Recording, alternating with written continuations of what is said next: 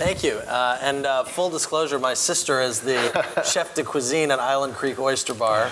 And I just downed a bottle of Bully Boy during Thanksgiving. I thought you meant now. No, not just now. There's something interesting that I heard there, which is you guys, Bully Boy is only available right now in Massachusetts, Rhode Island, and New Hampshire, and you've got it available anywhere in the country, Island Creek Oysters, within a day.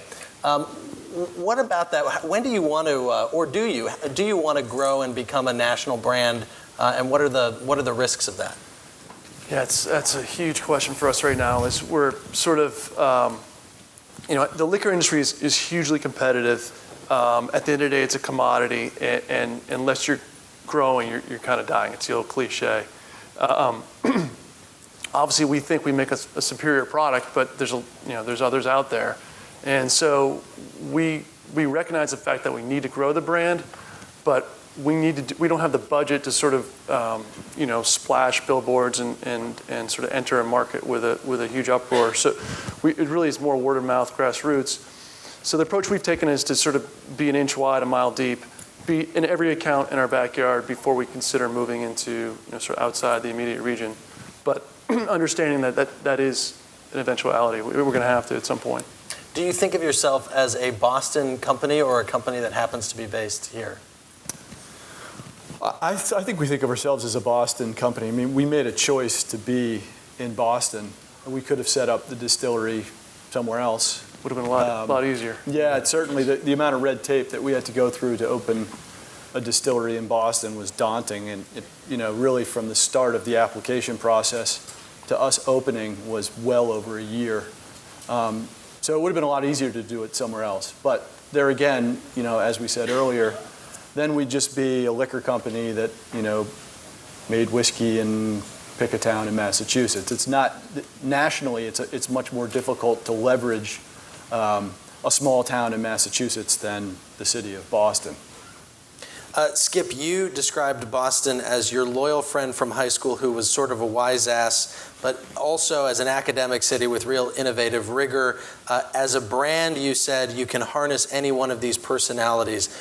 What do you mean by that? How do you harness those personalities in oysters? Well, I think the oysters appeal to a broad spectrum of people, and I think you get all those types of people here in Boston, from the academia to the working class people. But when somebody's buying an Island Creek oyster at Per Se in New York or at French Laundry, what are they getting that is, or what do they know about the brand, if anything, at that point? Well, that's something that we've been talking about a bit recently, is that our brand really developed here in Boston. And, it was being out in front of the public and getting input from chefs and kind of CJ out there being CJ.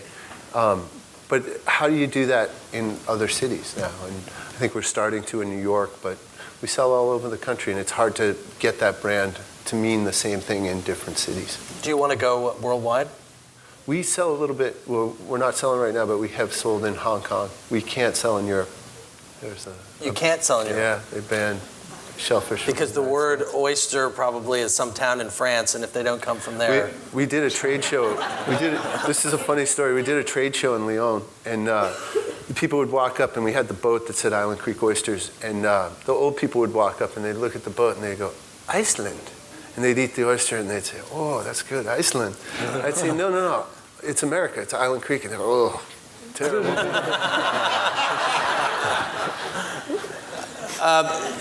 You guys both, actually all of you, sort of had business-y backgrounds before. You got a finance degree, right? And you were a lawyer, and you also went into finance first. A little bit, yeah. How much did that help as you were trying to build the business, to have that background and not just be guys from the farm in Massachusetts? Yeah, I mean, I think it was huge. It's not the sort of sexy, crafty thing to say, but I think that the fundamentals have to be grounded in a business plan. And I think a lot of times the risks that people run is they get carried away with the artistic side, and they sort of dream big. And I mean, when we were dreaming up our business plan, it was definitely in our mind's eye, Dave and I high-fiving, cranking classic rock all day long, and like that, gets thrown out the door day one. But we did have a really sound frankly, pessimistic business plan that we fell back on. And so I think that's I think a big pitfall that, especially in our industry, people fall into, is that they focus on the sexy side of it and they don't really focus on the nuts and bolts. Yeah. My degrees were a complete waste of money. I had not one but 2 law degrees, and the liquor world, the liquor laws are so old and dated. And no one knows, even the people who run the ABCC, which is sort of the governing body in Massachusetts, they don't know what the laws mean. You always sound smart, though. You sound like Make it up as we go along. Now, it was nice just because there's a certain way of thinking that you acquire when you go to law school and business school, and that helps you analyze different situations that arise. But, let's face it, the liquor world's a far cry from law school. I think the same's true for me, that finance was really understanding and managing risk. That's largely a lot of what finance is about. And growing live animals in the ocean is pretty risky. Well, you had a shutdown. You've had at least a couple of shutdowns in the course of the farm's history, right? Yeah, several. And is that the biggest risk that you face? No, is that when you shut it down? there's once they're out in the bay, they're susceptible to storms and diseases. There's a couple of diseases that are ubiquitous. They're specific to oysters, and we're just coming off the end of a pretty tough stretch. During that time in the wholesale company, we'd become so heavy in order to be able to move all the oysters we were producing that we really had to pivot, and we started branding other oysters from all the way from Maine to Virginia and a little bit on the West Coast. So it was a time when we really needed to diversify, which is a way to manage risk. How big can you get? Because is there a limit to the amount of oysters that you can produce at any one time? There is. The production on the farm is limited, although we're starting to apply for some more areas.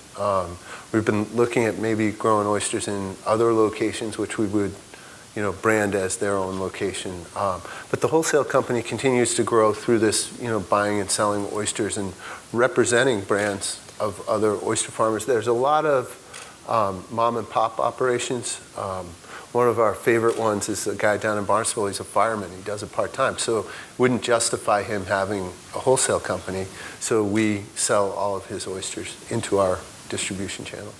What is the biggest pain in the ass about being based here in terms of growth? I would say the space constraints. I mean, right now we're looking at, so we just bought we have a still that's arriving this spring.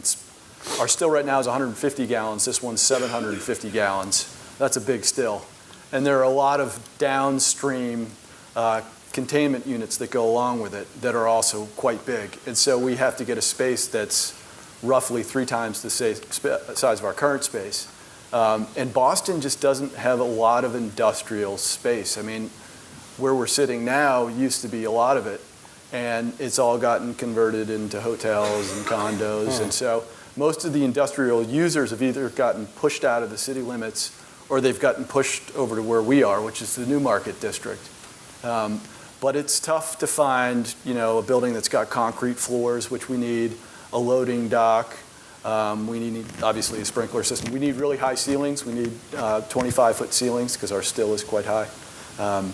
So finding industrial space, I mean, it's really, you realize how small the footprint of Boston is when you try and find a space that's 8,000 square feet.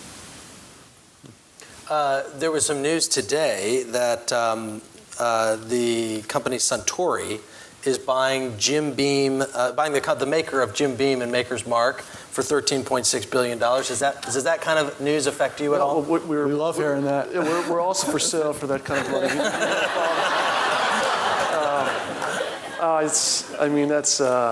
Not really in our universe. Maybe some trickle down with the way that they reposition the Beam portfolio. That stuff's so outside our bandwidth. What'll be interesting to see is, Jim Beam is such a classically American brand. Jim Beam is obviously bourbon, which is the quintessential American spirit. They also make Maker's Mark and Knob Creek. And Suntory is a Japanese company. And a big part of Jim Beam's brand is being the all-American brand. That's really how they market themselves. So if Suntory tries to mess with that, I think it could be problematic. But hopefully they just leave it alone and they let it be profitable. Well, who do you see as your biggest competitor at this point? Oof, that's a good question. There's a lot of different ways that we compete with people. And there's price, and there's the folks in our universe, which is sort of the craft universe, which is a little bit of a subjective term, but essentially it's product that's being made in finite amounts, batched amounts, as opposed to sort of a 24/7 operation. I hate to say it, but eventually it's going to be the other local guys. Right now, we're all in it together, and there's a sense of camaraderie there, but at some point, we're going to start butting up against one another, and, that'll be, Hopefully you'll be a bigger bully then. Yeah. There you go. Skip, what about you? What's the biggest sort of difficulty in terms of growth, if there's any, of being here? Is there something that annoys you that would make it easier to grow if it weren't there? Duxbury's tough. It's an affluent community, and real estate's really expensive. And then on the water side, the Duxbury people really dig the whole Island Creek thing to a degree, What do you mean? When they start running into our buoys with their boats, they don't, enough with the aquaculture. So that was cute, but no more. So it's tough. I have friends that are here now that live out on the eastern shore of Virginia, and there's nothing out there. And they have farms that are hundreds of acres, and fortunately, the oysters aren't as good as ours, so that helps. I think, in terms of competition for us, I wouldn't say it's one person, but in the last 10 years, every town has all these little farms popping up, all the way from Maine to Virginia, and there are thousands of people growing oysters Well, now. if I'm not mistaken, there's another restaurant in Boston that competes with you for the top Zagat rating, and they actually sell your oysters. Is that? I won't say any names, but that's what I've heard. I'll have to check that out. Dave, I just want to ask you finally about kind of the difference between being small and being big. You've talked about being able to do a batch and get 11 gallons of uncut spirit. Jack Daniel's spills more than this in an hour. The scale is a lot different, and it allows us to be nimble. So as you grow, do you have to worry about that, losing the nimbleness? Well, there's a lot of steps in between us and Jack Daniel's, so I think we can be nimble for a long time and also take advantage of the economies of scale, which is really what you need to do. Do you want to be that big eventually? Oh, God, yeah. Yeah, no, I don't think anyone gets into the liquor business to always be the small guy. I think what Will and I try and do is grow without compromising a lot of the ideals that kind of make Bully Boy what is Bully Boy. We never want it to stop being fun, but the reality in the liquor business is you've got to sell a lot of hooch to make money, and our bigger still is going to really allow us to do that. But certainly, I think we don't want to lose the nimbleness, because you're never going to out Maker's Mark. You're not going to make a bourbon that's better than theirs. So you've got to make bourbon that's different than theirs. And a lot of what we're able to do are some interesting grain mash bills. We can do some really interesting stuff with our still that a Maker's Mark is just never going to be able to do. And because when they start that still, they're spitting out hundreds of thousands of gallons of whiskey. Will, your thoughts? I concur. I think I'll defer to the lawyer on that one. I think the fun thing really resonates too, because at the end of the day, if we're not having fun, then we might as well go back to our old jobs. And I agree with Dave. I think we'll be getting a lot bigger, we're still going to be very small in the overall scale. Guys, thank you so much. Thank you.